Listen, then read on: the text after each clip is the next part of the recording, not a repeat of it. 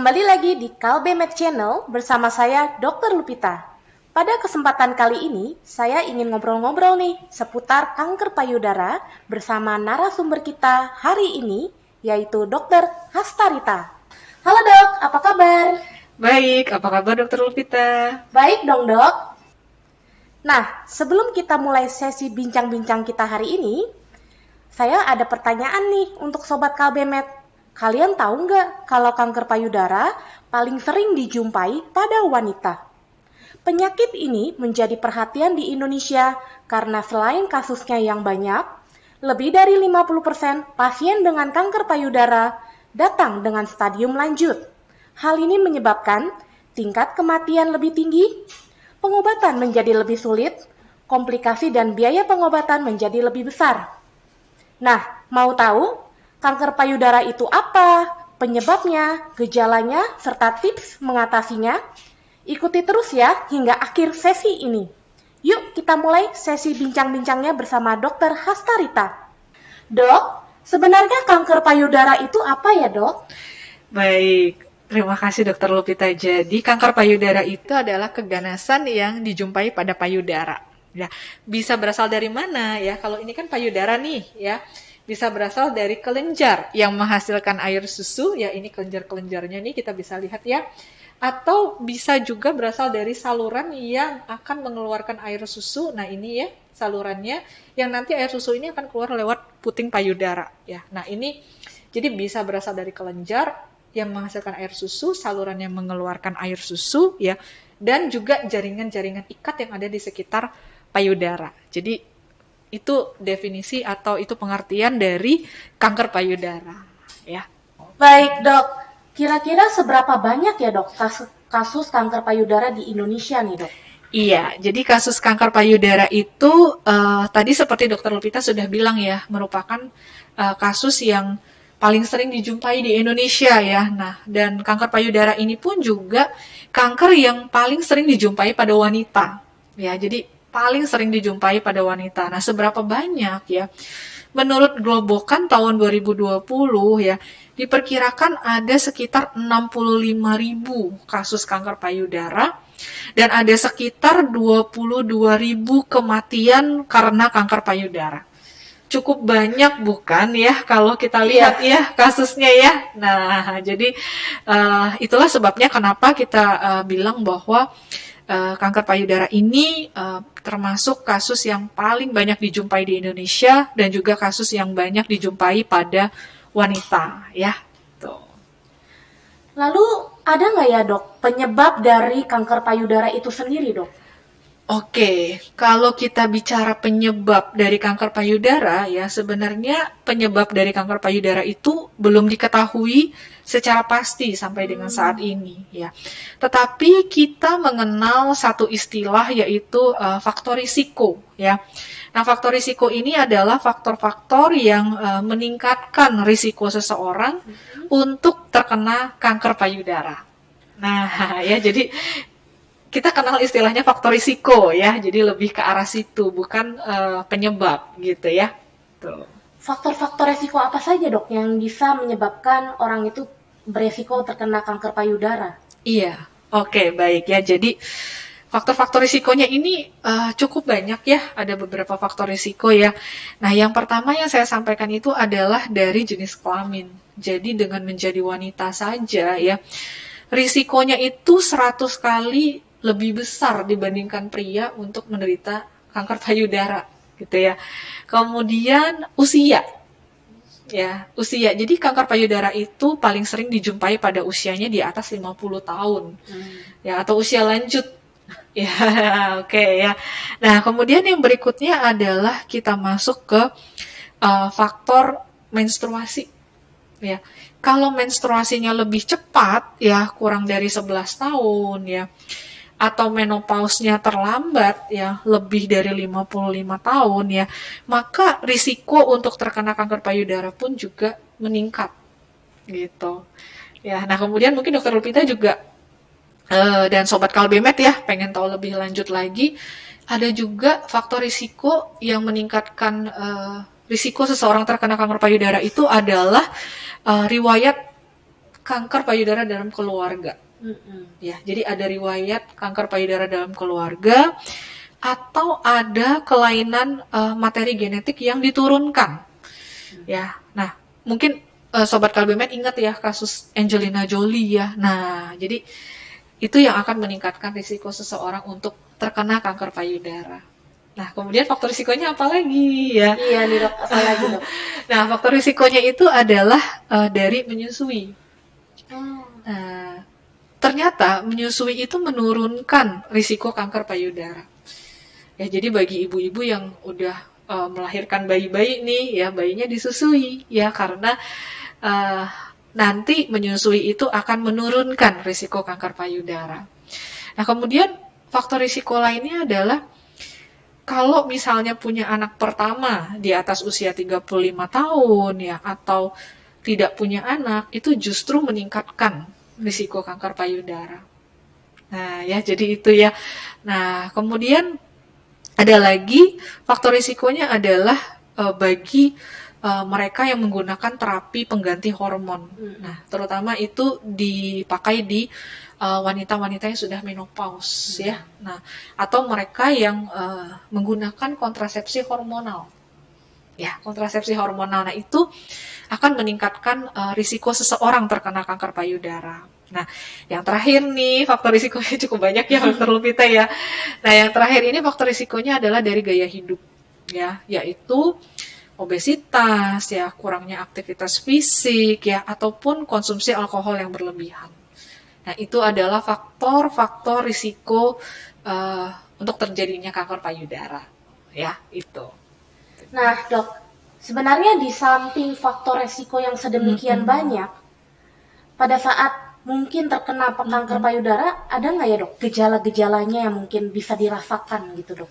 Oke, untuk gejala ya. Nah, kalau misalnya kanker payudara itu ada di tahap awal atau katakanlah di stadium awal ya, tidak ada yang dirasakan gejalanya. Iya, ya jadi nggak ngerasain apa-apa gitu ya. Baik. Tetapi kalau kankernya sudah berukuran lebih besar ya, atau katakanlah di stadium lanjut ya, biasanya ada beberapa gejala yang bisa dijumpai ya. Misalnya terasa atau teraba adanya benjolan atau massa, tapi nggak sakit, gitu ya. Jadi ada benjolan atau ada massa tapi nggak sakit. Nah, kemudian kalau kankernya itu sudah menyebar ke kelenjar getah bening di daerah ketiak ya, ini daerah ketiak ya, daerah ketiak di sini ya. Nah, maka bisa teraba adanya benjolan di daerah ketiak. Nah, itu ya. Nah, kemudian gejala lainnya apa ya? Kalau kita perhatikan ya, ada perubahan warna, ya, perubahan warna di kulit payudara, atau kita melihat nih kulit payudaranya itu seperti kulit jeruk, Keriput-keriput gitu ya dok? iya betul ya. Nah, oke. Jadi kulit jeruk itu kan keriput ya. Nah, jadi itu seperti itu. Jadi ada perubahan di kulit payudara. Nah, kemudian kita juga bisa lihat nih dari puting. Ya, ini kan putingnya ini kan menonjol keluar ya. Nah, ini putingnya menonjol keluar. Gejalanya adalah putingnya itu tertarik ke dalam. Jadi putingnya tertarik ke dalam ya, atau putingnya itu ya kulit puting kulit di sekitar puting payudara itu berubah warna, jadi jadi merah ya, atau menebal ya, atau kulitnya itu mengelupas, kulitnya kering ya. Nah, itu juga salah satu gejala di kanker payudara. Nah, yang terakhir adalah kita lihat ada cairan atau tidak yang keluar dari puting payudara. Ya, jadi selain air susu ya tentunya ya.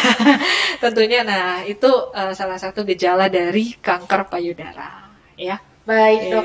Jadi setelah orang itu misalkan amit-amit terkena kanker payudara dok, kan pasti mereka menanyakan ya dok, sobat Kalbemet, ada nggak ya pengobatan untuk mengobati kanker payudara sendiri? Oke, ya, untuk pengobatan kanker payudara sebenarnya kalau kita lihat ya, pengobatan kanker payudara itu saat ini sudah berkembang. Ya, udah banyak sekali perkembangannya gitu ya. Nah, tapi pemilihan pengobatan ini akan tergantung dari banyak hal ya. Misalnya dari stadiumnya, ya, stadium awal atau stadium lanjut gitu ya. Nah, kemudian kita juga akan lihat dari kondisi fisik pasien. atau fungsi organ-organ dari pasien ya. Nah, sanggupnya sampai seberapa mana gitu. Dan kita juga melihat efek samping dari pengobatan-pengobatan. Nah, oleh karena itu makanya pengobatan itu nanti akan ditentukan oleh dokter ya, berdasarkan hasil diskusi, komunikasi dengan pasiennya ya. Nah, jadi selama kanker itu bisa dibedah ya, maka akan lebih baik dibedah. Nah, setelah dibedah akan diikuti dengan pengobatan seperti kemo ya. Jadi kemo itu bisa menghancurkan sel-sel kanker, tapi nantinya juga bisa merusak sel sehat. Ya itu ya. Nah, tapi itu pengobatannya ya. Atau dilanjutkan dengan terapi radiasi. Orang awam biasanya nyebutnya Disinar. disinar, betul Dokter Lupita. Jadi biasanya orang bilangnya disinar gitu ya. Nah, atau dilanjutkan juga dengan terapi hormonal. Gitu ya, terapi hormonal. Nah, kemudian ada lagi nih terapi atau pengobatan yang lebih advance ya, yang udah lebih canggih gitu ya. Biasanya pasien juga bisa diberikan terapi target. Nah, bedanya apa sama kemo ya? Kalau kemo kan tadi bisa menghancurkan sel kanker, tapi juga merusak sel sehat. Tapi kalau terapi target ya, hampir semua targetnya itu adalah pada sel kanker.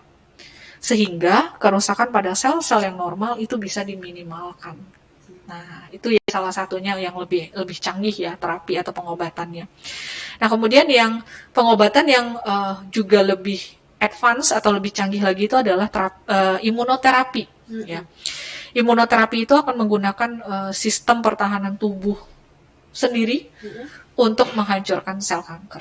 Nah, itu iya ya pengobatannya ya, pilihan-pilihannya. Tinggal dipilih aja ya dok ya, sesuai kondisi pasien. Betul. Makanya diskusikan terus aja dengan dokter ya.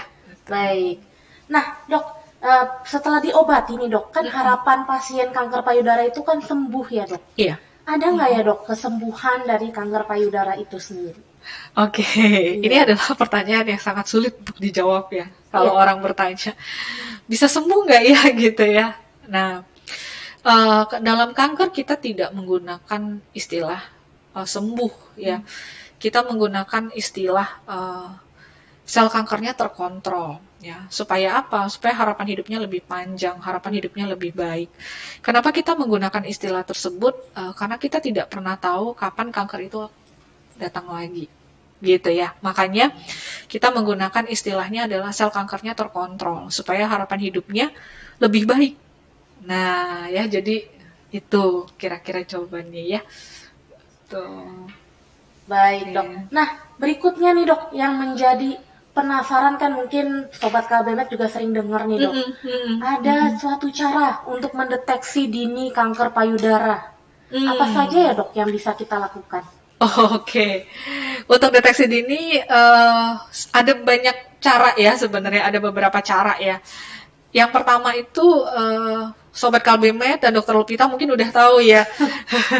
Sadari. Ya, sadari itu adalah periksa payudara sendiri.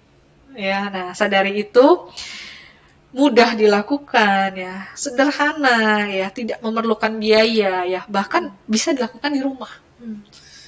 Ya, itu bisa dilakukan di rumah, bisa dilakukan sendiri gitu ya. Kapan kita mulai? Mulai usia 20 tahun, kita lakukan setiap bulan ya. Hari ke-7 sampai hari ke-10 ya, dihitung dari hari pertama menstruasi. Baik. Ya, kita itu ya. Kenapa? Kita pilih hari itu gitu. Karena pada saat itu kondisi payudaranya itu sudah tidak terasa nyeri dan mengeras. Makanya kita pilih di hari itu. Biar lebih mudah ya dok ya? Betul, biar lebih mudah untuk kita lakukan pemeriksaan gitu. Ya, nah itu untuk sadari ya. Mau tahu langkah-langkahnya? Mau tahu dong dok. Oke, baik. Kalau gitu tunggu ya. Nanti akan kita share bagaimana langkah-langkahnya untuk melakukan sadari. Tapi yang berikutnya yang mau saya sampaikan adalah pemeriksaan lain adalah sadanis. Ya, sadanis itu adalah periksa payudara secara klinis. Itu akan dilakukan oleh tenaga medis yang terlatih ya, bisa dokter atau bisa bidan, bisa dilakukan mulai dari usia 25 tahun, setiap 1-3 tahun sekali. Baik dok. Ya, nah, terus pemeriksaan lainnya adalah pemeriksaan penunjang. Ya, pemeriksaan yang bisa dilakukan adalah pemeriksaan ultrasonografi. Ya. Mungkin USG kali. Iya, iya betul. Orang awam bilangnya USG ya. Iya. USG ya. Jadi ultrasonografi. Jadi USG itu menggunakan gelombang suara untuk menghasilkan gambaran struktur payudara. Jadi untuk menghasilkan gambaran di layar ya menggunakan gelombang suara. USG ini paling cocok bagi mereka yang memiliki payudara yang padat. Ya, jadi payudara yang padat ya, karena bisa membedakan benjolan yang padat sama kistik. Dan juga lebih cocok kalau digunakan pada mereka yang berusia di bawah 50 tahun karena payudaranya masih padat. Oke, Dok. Oke, ya. Nah, kemudian mungkin Dokter Lupita ya, Sobat Kalbemet juga pernah dengar ya mamografi. Iya, Dok, pemeriksaan yang katanya payudaranya digencet gitu, Dok. Oke, iya, baik, betul, ya istilahnya memang seperti digepengkan ya payudaranya ya. Jadi mamografi itu menggunakan sinar X ya, tapi payudara itu nanti diposisikan di antara dua pelat ya. Jadi betul kata Dokter Lupita, jadi seperti digencet ya. Jadi payudara menjadi lebih gepeng dan rata gitu ya. Nah, mamografi ini bisa menilai benjolan yang sangat kecil. Ya bahkan yang belum teraba itu bisa gitu ya. Nah, mamografi ini bisa dilakukan mulai usia 40 tahun ya. Yang dilakukan setiap 1 sampai 2 tahun sekali. Gitu ya. Nah, kemudian pemeriksaan lainnya ya, yang pemeriksaan yang bisa dilakukan adalah MRI. MRI itu kita lakukan pada mereka yang punya faktor risiko yang lebih tinggi. Ya, risiko tinggi untuk terkena kanker payudara. Mungkin tadi saya sudah sampaikan ya, pada mereka yang punya riwayat riwayat kanker payudara dalam keluarga atau mereka punya kelainan materi genetik yang diturunkan ya. Yang tadi kuncinya ingat aja kasusnya Angelina Jolie ya. Iya, baik. Jadi bisa lakukan MRI ya, karena MRI itu menggunakan magnet, gelombang radio dan komputer untuk menghasilkan gambaran payudara yang lebih detail. Oh, baik. Ya, jadi itu dilakukan dengan mamografi.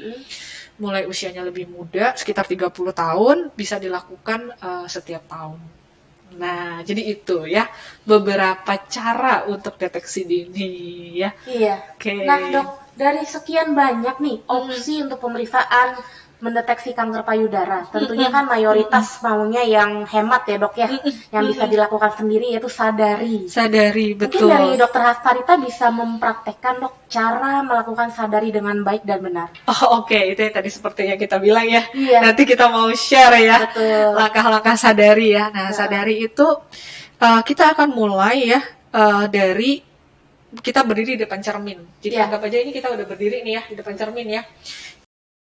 Intinya adalah sudah melepaskan baju, termasuk pakaian dalam ya, termasuk baju dan pakaian dalam sudah dilepas. Nah, kemudian ketika berdiri di depan cermin ya, perhatikan apakah adanya perubahan pada bentuk, ukuran ya, warna ya, ataupun juga tekstur dari kulit payudara itu sendiri. Jadi kita perhatikan ya, jadi depan cermin. Nah, kemudian setelah itu kita angkat lengan ke atas ya, lengannya diangkat ke atas seperti ini.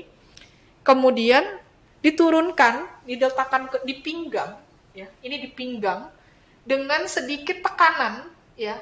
Nah, dengan sedikit tekanan ya di pinggang ya, tangannya di pinggang dengan sedikit tekanan dan juga sambil membusungkan dada untuk melihat apakah ada perubahan pada payudara. Yang tadi bentuk ya, ukuran ya, kemudian warna ataupun tekstur kulit dari payudara itu sendiri. Nah, setelah itu ya kita lanjutkan dengan perabaan payudara. Nah, untuk perabaan pada payudara, jadi kalau kita mau periksa payudara sebelah kanan ya, angkat tangan kanan ya, letakkan di belakang. Kemudian kita periksa payudara kanan dengan tangan kiri. Ya, dengan tangan kiri. Kita akan menggunakan ujung-ujung jari ya, ujung jari dengan sedikit tekanan dan gerakan memutar. Nah, jadi misalnya ini ya, misalnya ini payudara sebelah kanan ya, kita periksa dengan tangan kiri. Jadi kita gunakan ujung jari dengan sedikit tekanan dengan gerakan memutar dari dalam keluar ya, dalam keluar ya. Jadi nih ya, dengan sedikit tekanan ya, dengan gerakan dari dalam keluar. Nah, itu yang harus kita lakukan. Nah, Sebaliknya, kalau kita mau periksa payudara sebelah kiri, maka tangan kiri kita letakkan di belakang.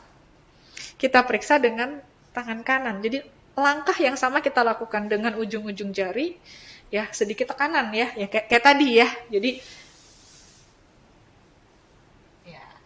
ya kira-kira seperti itu ya. Jadi kita lakukan yang seperti itu ya. Nah, jadi kita lakukannya seperti itu. Kemudian setelah itu ya, tadi perabaan payudara itu ya bisa kita lakukan pada posisi berdiri atau berbaring. Ya, perabaan payudara itu bisa dilakukan pada posisi berdiri atau berbaring. Kemudian setelah itu ya kita gunakan telunjuk ya, dan juga kita menggunakan ibu jari ya, telunjuk dan ibu jari untuk menekan puting payudara. Ya, puting payudara ya, untuk melihat apakah ada keluar cairan atau tidak. Ya, kita tekan sedikit ya. Nah, seperti itu. Dan yang terakhir jangan lupa periksa benjolan di daerah ketiak. Daerah ketiak ya. Supaya apa? Supaya kita kalau misalnya ada penyebaran ke kelenjar getah bening yang ada di daerah ketiak ya, kita bisa meraba adanya benjolan di sini. Oke, kira-kira gitu gimana? Ya, mudah-mudahan bisa dipraktekkan ya. Harusnya sih mudah sih dok ya. Oke. Nah dok, Iya, selain kita oke. mendeteksi kan tentunya ada nih cara-cara untuk mencegah sedari dini supaya tidak cepat nih terkena kanker payudara, amit-amit juga ya dok ya. Iya. Boleh nggak dok dibagikan tips-tipsnya apa? Oke, jadi untuk cara pencegahan kanker payudara, kita hanya butuh jargon ini ya sebenarnya ya, yang mudah diingat ya. Jadi kita butuh jargonnya ini adalah cerdik. C itu adalah cek kesehatan secara rutin. E itu enyahkan asap rokok. R rajin aktivitas fisik ya. D diet seimbang. I istirahat cukup, dan K kelola stres. Jadi harapannya adalah cerdik ini bisa dilakukan ya, dan ini jargon ini juga gampang untuk diingat ya. Jadi ingat pencegahan kanker payudara, ingat jargon cerdik ya. Baik, terima kasih kepada Dr. Hastarita untuk penjelasannya yang edukatif dan sederhana ya dok mengenai kanker payudara hingga cara mendeteksi dini dengan sadari. Nah, Sobat KBMed, mudah kan melakukan sadari? Yuk para wanita Indonesia, mulai lakukan sadari sejak usia 20 tahun. Jangan lupa like, subscribe, komen, dan share jika informasi ini bermanfaat ya. Terima kasih dan salam KBMed.